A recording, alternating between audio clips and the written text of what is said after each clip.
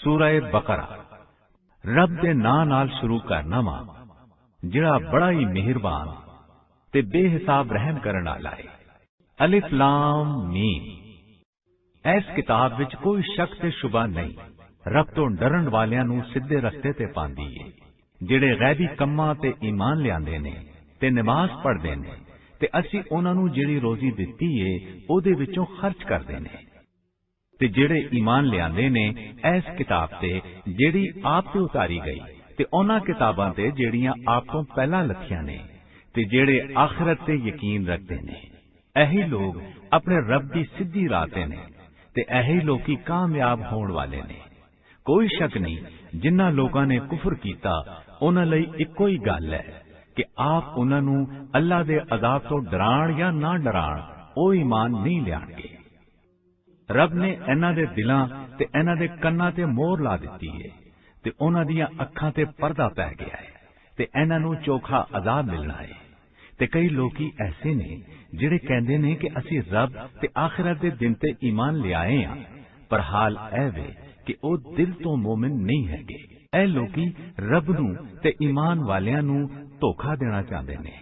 ऐ लोकी अपने आप नूं धोखा दे रहे ने ते समझदे नहीं। इन्हां दे दिलां विच नफरत दा मरज है ते रब ने इन्हां दे मरज नूं होर वधा दिता है ते इन्हां नूं क़यामत दिहाड़े बड़ा डाढा अज़ाब मिलेगा, इस लई कि झूठा ईमान वखांदे ने। ते जदों उन्हां नूं कहा जांदा है कि रब दी ज़मीन ते झगड़ा ना खिलारो ते ओ कहंदे ने कि हकीकत विच असीं ते ठीक करन वाले हां। ईमान वालियो खबरदार रहो, बिला शक ऐही लोग झगड़ा खिलारन वाले ने पर इह समझदे नहीं।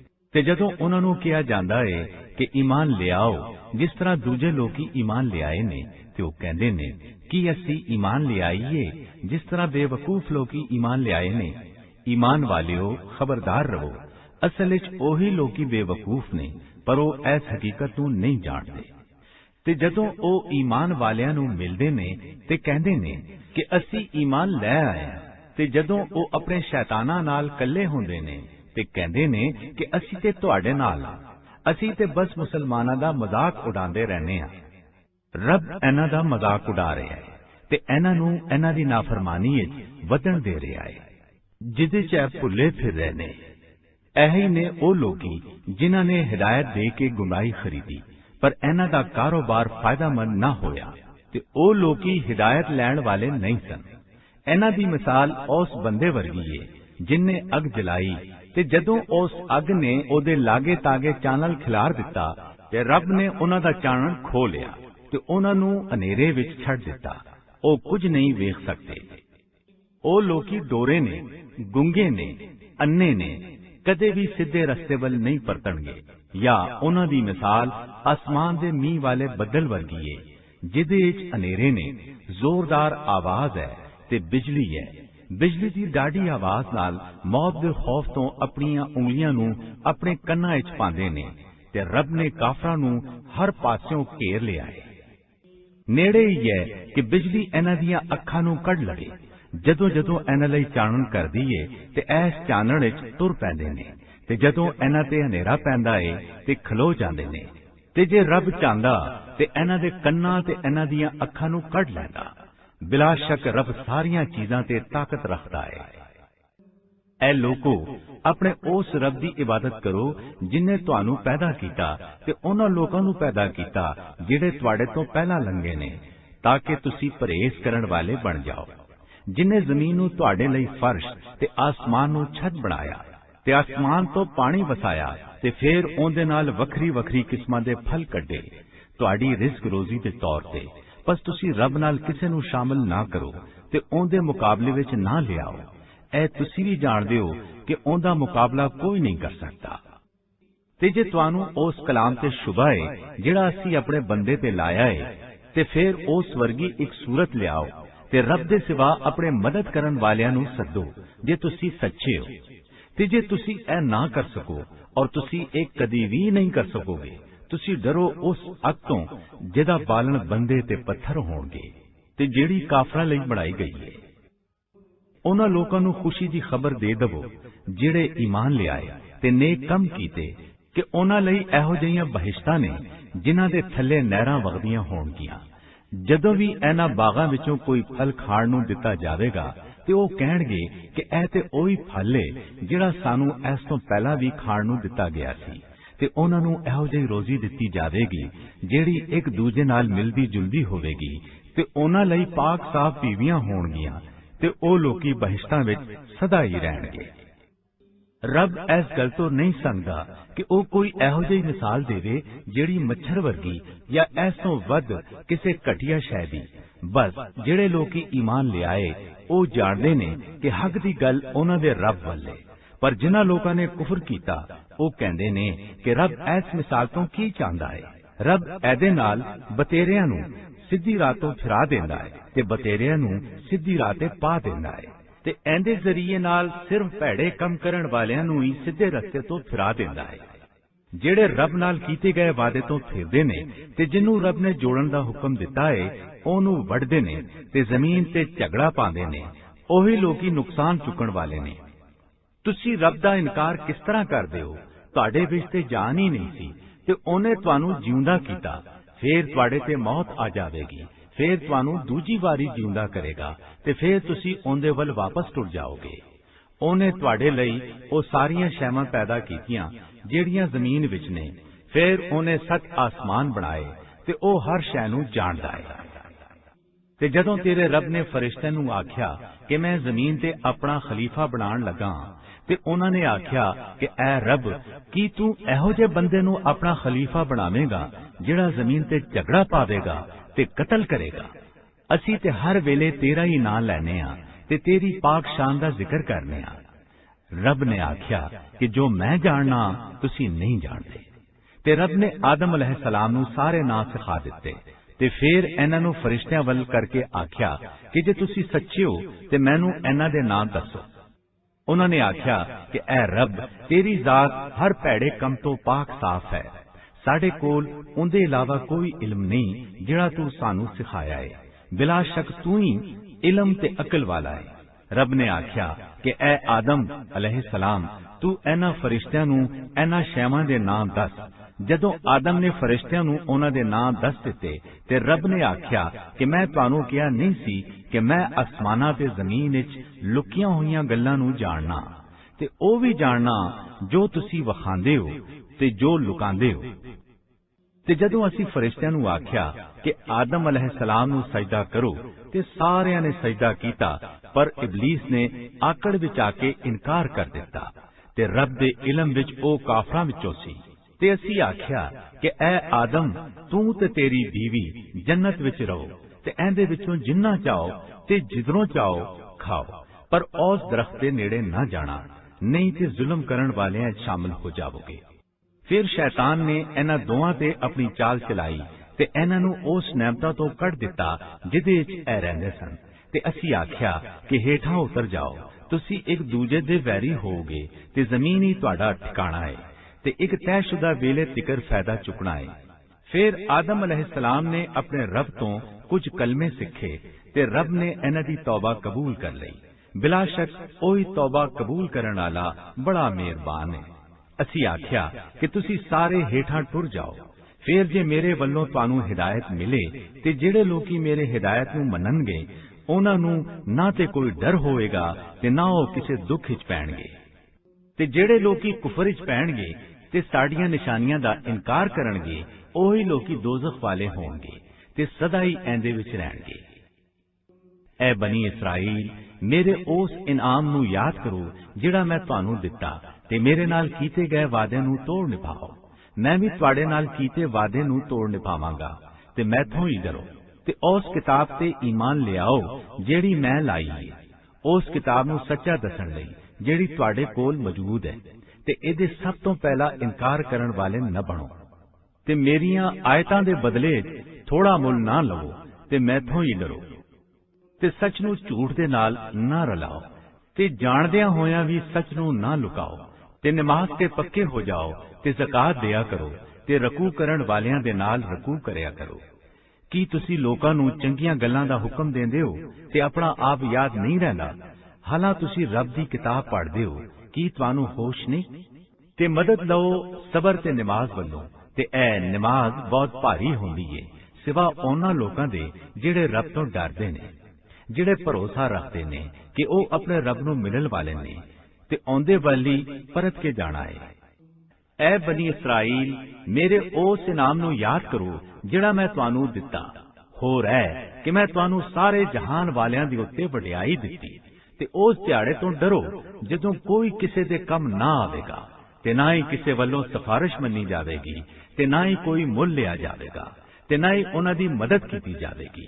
ਤੇ ਯਾਦ ਕਰੋ ਜਦੋਂ ਅਸੀਂ ਤੁਹਾਨੂੰ ਫਿਰੌਨ ਦੀ ਔਲਾਦ ਤੋਂ ਛੁਡਾਇਆ, ਜਿਹੜੇ ਤੁਹਾਨੂੰ ਡਾਢੀ ਸਜ਼ਾ ਦਿੰਦੇ ਸਨ, ਤੁਹਾਡੇ ਪੁੱਤਰਾਂ ਨੂੰ ਹਲਾਲ ਕਰਦੇ ਸਨ ਤੇ ਤੁਹਾਡੀਆਂ ਬੁੱਢੀਆਂ ਨੂੰ ਜ਼ਿੰਦਾ ਛੱਡ ਦਿੰਦੇ ਸਨ, ਤੇ ਇਹਦੇ ਵਿੱਚ ਤੁਹਾਡੇ ਰੱਬ ਵੱਲੋਂ ਬੜਾ ਇਮਤਿਹਾਨ ਸੀ। ਤੇ ਯਾਦ ਕਰੋ ਜਦੋਂ ਅਸੀਂ ਤੁਹਾਡੇ ਲਈ ਦਰਿਆ ਨੂੰ ਪਾੜਿਆ, ਤੁਹਾਨੂੰ ਬਚਾ ਲਿਆ ਤੇ ਫਿਰੌਨ ਦੀ ਔਲਾਦ ਨੂੰ ਤੁਹਾਡੇ ਵੇਖਦਿਆਂ ਵੇਖਦਿਆਂ ਗਰਕ ਕਰ ਦਿੱਤਾ। ਤੇ ਜਦੋਂ ਅਸੀਂ ਮੂਸਾ ਕੋਲੋਂ 40 ਰਾਤਾਂ ਦਾ ਵਾਅਦਾ ਲਿਆ ਤੇ ਫਿਰ ਤੁਸੀਂ ਉਹਦੇ ਮਗਰ ਵੱਛੇ ਦੀ ਇਬਾਦਤ ਕਰਨ ਲੱਗ ਪਏ। ਤੁਸੀਂ ਆਪਣੇ ਹੱਕ ਵਿੱਚ ਡਾਢੇ ਜ਼ਾਲਿਮ ਸੋ। ਫਿਰ ਇਸ ਤੋਂ ਬਾਅਦ ਵੀ ਅਸੀਂ ਤੁਹਾਨੂੰ ਮਾਫ ਕਰ ਦਿੱਤਾ ਕਿ ਸ਼ਾਇਦ ਤੁਸੀਂ ਸ਼ੁਕਰ ਕਰਨ ਵਾਲੇ ਬਣ ਜਾਓ। ਤੇ ਜਦੋਂ ਅਸੀਂ ਮੂਸਾ ਨੂੰ ਕਿਤਾਬ ਤੇ ਸੱਚ ਝੂਠ ਦਾ ਫੈਸਲਾ ਕਰਨ ਵਾਲੀ ਸ਼ੈ ਦਿੱਤੀ ਕਿ ਤੁਸੀਂ ਹਿਦਾਇਤ ਫੜੋ। ਤੇ ਜਦੋਂ ਮੂਸਾ ਨੇ ਆਪਣੀ ਕੌਮ ਨੂੰ ਆਖਿਆ ਕਿ ਐ ਮੇਰੀ ਕੌਮ ਦੇ ਲੋਕੋ, ਤੁਸੀਂ ਵੱਛੇ ਦੀ ਇਬਾਦਤ ਕਰਕੇ ਆਪਣੇ ਆਪ ਤੇ ਡਾਢਾ ਜ਼ੁਲਮ ਕੀਤਾ ਹੈ। ਬਸ ਤੁਸੀਂ ਆਪਣੇ ਪੈਦਾ ਕਰਨ ਵਾਲੇ ਦੇ ਹਜ਼ੂਰ ਤੌਬਾ ਕਰੋ ਤੇ ਇੱਕ ਦੂਜੇ ਨੂੰ ਕਤਲ ਕਰੋ। ਇਹ ਤੁਹਾਡੇ ਪੈਦਾ ਕਰਨ ਵਾਲੇ ਦੇ ਨੇੜੇ ਤੁਹਾਡੇ ਲਈ ਚੰਗਾ ਹੈ। ਬਸ ਰੱਬ ਨੇ ਤੁਹਾਡੀ ਤੌਬਾ ਨੂੰ ਮਨਜ਼ੂਰ ਕਰ ਲਿਆ। ਬਿਲਾ ਸ਼ੱਕ ਉਹੀ ਤੌਬਾ ਮਨਜ਼ੂਰ ਕਰਨ ਵਾਲਾ ਤੇ ਬੜਾ ਹੀ ਮਿਹਰਬਾਨ ਹੈ।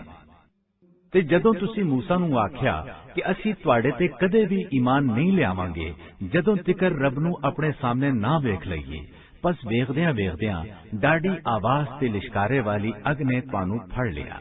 ਫਿਰ ਅਸੀਂ ਤੁਹਾਨੂੰ ਮਰਨ ਤੋਂ ਬਾਅਦ ਜਿਉਂਦਾ ਕੀਤਾ ਤਾਂ ਕਿ ਤੁਸੀਂ ਸ਼ੁਕਰ ਕਰਨ ਵਾਲੇ ਬਣ ਜਾਓ।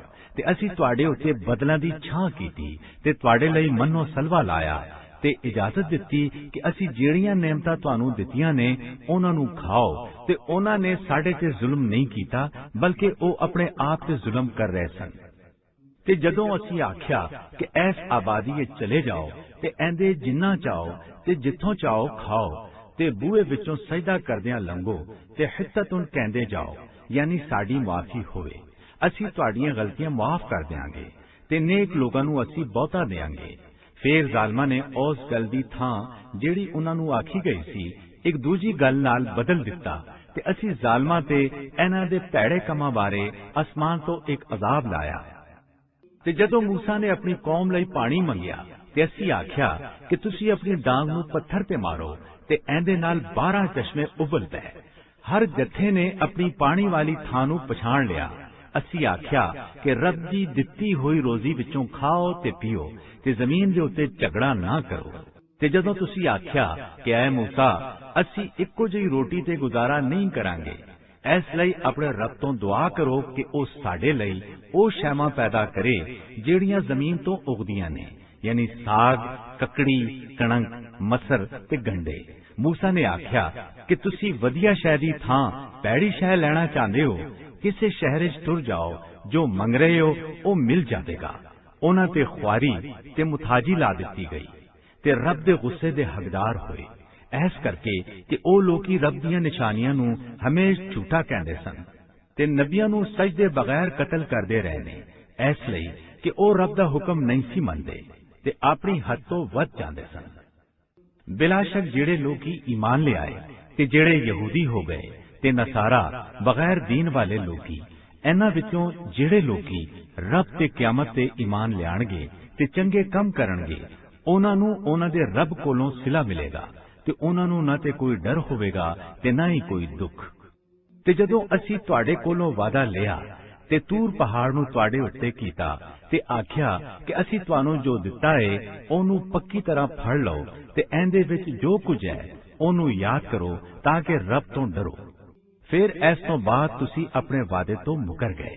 ਬਸ ਜੇ ਰੱਬ ਦਾ ਕਰਮ ਤੇ ਮਿਹਰਬਾਨੀ ਨਾ ਹੁੰਦੀ ਤੇ ਤੁਸੀਂ ਨੁਕਸਾਨ ਚੁੱਕਣ ਵਾਲਿਆਂ ਵਿੱਚੋਂ ਹੁੰਦੇ।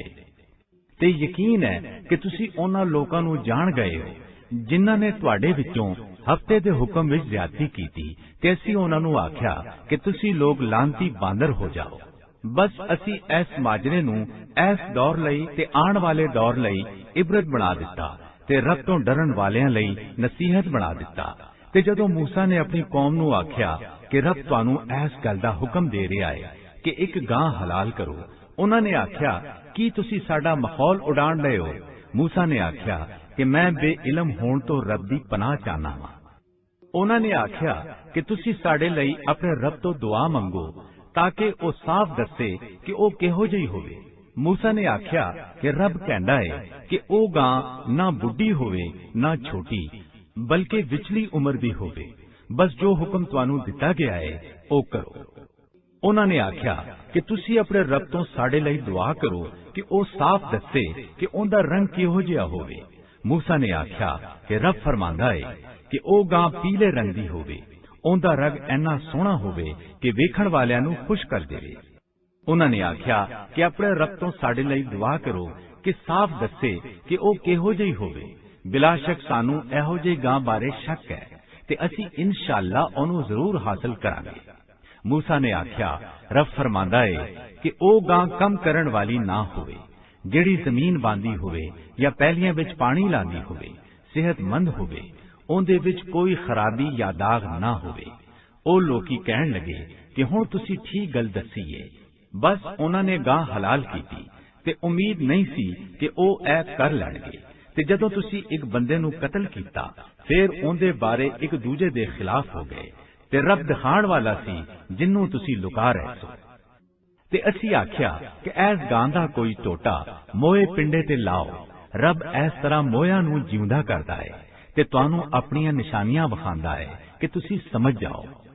फिर इस तो बाद तुहाडे दिल सख्त हो गए, बस वो पत्थर वांगू ने या इस तो भी सख्त। ते कुछ पत्थर इहो जिहे ने जिन्हां विचों नहरां निकलदियां ने ते कुछ इहो जिहे ने ਜਿਹੜੇ ਪਾੜ ਜਾਂਦੇ ਨੇ। फिर इन्हां विचों पानी निकल आंदा है ते कुछ इहो जिहे ने ਜਿਹੜੇ रब दे खौफ तो डिग पैंदे ने ते रब तुहाडे कम्मां तो गाफिल नहीं। की तुसी उम्मीद रखदे हो कि ऐ लोकी तुहाडे लई ईमान लियाणगे? हालां इन्हां विचों एक जत्था रब दा कलाम सुणदा सी, फिर एनू समझण तो बाद अपनी मर्जी नाल एनू बदल लैंदा सी। ते ऐ लोकी जदों मुसलमानां नूं मिलदे ने ते कहंदे ने कि असी ईमान लै आए, ते जदों एक दूजे नाल कल्ले मिलदे ने ते कहंदे ने कि तुसी उन्हां नूं ओ गल्लां दस दिंदे हो ਜਿਹੜੀਆਂ रब ने तुहानूं दसियां ने, तां कि ओ रब दे हुजूर इन्हां नूं वजह बना के तुहाडे नाल झगड़ पैण। की तुसी नहीं समझदे? की ऐ लोकी जाणदे नहीं कि ओ रब सब कुछ जानदा है, जो कुछ ओ लुकांदे ने ते जो कुछ विखांदे ने। ते इन्हां विचों कुछ लोकी अनपढ़ ने ਜਿਹੜੇ बेकार खाशां दे सिवा रब दी किताब विचों कुछ नहीं जानदे ते ओ सिर्फ ख्यालां विच रहिंदे ने। बस खराबी है उन्हां लोकां वास्ते ਜਿਹੜੇ अपने हथ नाल किताब लिखदे ने, फिर कहंदे ने कि ऐ रब वल्लों है तां कि इहदे बदले माल हासिल करन, पर इन्हां लई खराबी है अपने हथ नाल लिखी हुई किताब दे सबब, इन्हां लई खराबी है इन्हां दी कमाई दे सबब। ते उन्हां ने आख्या कि अग सानू कुछ दिनों तो वध नहीं लग सकती। तुसी इन्हां नूं आखदे हो कि की तुसी रब तो कोई वादा लिता है कि रब उस वादे तो नहीं फिरेगा, या तुसी रब बारे ओ कहंदे हो जिहदे बारे तुहानूं पता नहीं। हाँ, ओ दोज़ख विच हमेश रहणगे जिन्हां ने गुनाह कीते ते उन्हां दे गुनाहां ने उन्हां नूं घेरा पा लिया। ओही लोकी दोस्ती होणगे, उहदे विच हमेश रहणगे। ते ਜਿਹੜੇ लोकी ईमान ले आए ते चंगे काम कीते, ओही लोकी बहिश्ती होणगे, उहदे विच हमेश रहणगे। ते जदों असीं बनी इसराइल तो वादा लिता कि तुसी रब दे सिवा किसी दी इबादत नहीं करोगे ते मां प्यो नाल चंगा वर्ताव करोगे ते रिश्तेदारां, यतीमां ते मस्कीनां नाल भी चंगा वर्ताव करोगे ते लोकां नाल चंगी गल करो ते नमाज पढ़ो ते ज़कात दवो। फिर कुछ लोकां दे सिवा तुसी सारियां ने मुंह परता लिया ते उस वादे नूं कंड पिछे कर दिता। ते जदों असीं तुहाडे कोलों वादा लिया कि एक दूजे दा खून नहीं करोगे ते अपने लोकां नूं उन्हां दे घरां विचों नहीं कढोगे ते तुसी इकरार कीता ते तुसी ऐंदी गवाही भी देंदे हो। फिर तुहाडा हाल ऐवे कि अपने लोकां नूं कतल करदे हो, एक जत्थे नूं उन्हां दे घरां विचों कढदे हो, इन्हां दे खिलाफ भैड़े कम ते जुल्म विच एक दूजे दी मदद करदे हो ਤੇ ਜਦੋਂ ਉਹ ਤੁਹਾਡੇ ਕੋਲ ਕੈਦੀ ਬਣ ਕੇ ਆਉਂਦੇ ਨੇ ਤੇ ਮਾਲ ਦੇ ਕੇ ਉਹਨਾਂ ਨੂੰ ਛੁਡਾ ਲੈਂਦੇ ਹੋ, ਹਾਲਾਂ ਉਹਨਾਂ ਨੂੰ ਘਰਾਂ ਵਿੱਚੋਂ ਕੱਢਣਾ ਹੀ ਤੁਹਾਡੇ ਲਈ ਹਰਾਮ ਸੀ। ਕੀ ਤੁਸੀਂ ਰੱਬ ਦੀ ਕਿਤਾਬ ਦੇ ਕੁਝ ਹਿੱਸਿਆਂ ਨੂੰ ਮੰਨਦੇ ਹੋ ਤੇ ਕੁਝ ਹਿੱਸਿਆਂ ਦਾ ਇਨਕਾਰ ਕਰਦੇ ਹੋ? ਬਸ ਤੁਹਾਡੇ ਵਿੱਚੋਂ ਜੋ ਕੋਈ ਵੀ ਇਹ ਕਰੇਗਾ, ਉਹਦਾ ਬਦਲਾ ਦੁਨੀਆ ਦੀ ਹਯਾਤੀ ਵਿੱਚ ਖੁਆਰੀ ਤੇ ਕਿਆਮਤ ਦਿਹਾੜੇ ਉਹਨਾਂ ਨੂੰ ਡਾਢੇ ਅਜ਼ਾਬ ਵੱਲ ਫੇਰ ਦਿੱਤਾ ਜਾਵੇਗਾ। ਤੇ ਰੱਬ ਤੁਹਾਡੀਆਂ ਕਰਤੂਤਾਂ ਤੋਂ ਗਾਫਲ ਨਹੀਂ। ਇਹਨਾਂ ਲੋਕਾਂ ਨੇ ਹੀ ਆਖਿਰਤ ਦੇ ਬਦਲੇ ਦੁਨਿਆਵੀ ਹਯਾਤੀ ਨੂੰ ਮਨਜ਼ੂਰ ਕੀਤਾ ਹੈ। ਇਹਨਾਂ ਦੇ ਉੱਤੋਂ ਨਾ ਤੇ ਅਜ਼ਾਬ ਹੌਲਾ ਕੀਤਾ ਜਾਵੇਗਾ ਤੇ ਨਾ ਹੀ ਇਹਨਾਂ ਦੀ ਮਦਦ ਕੀਤੀ ਜਾਵੇਗੀ।